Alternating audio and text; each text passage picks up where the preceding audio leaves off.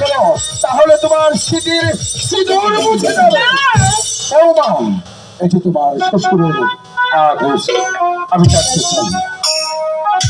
আপনি শুধু আমাকে আশীর্বাদ করুন, আমি যাতে আপনার কথা অক্ষরে অক্ষরে পালন করতে পারি।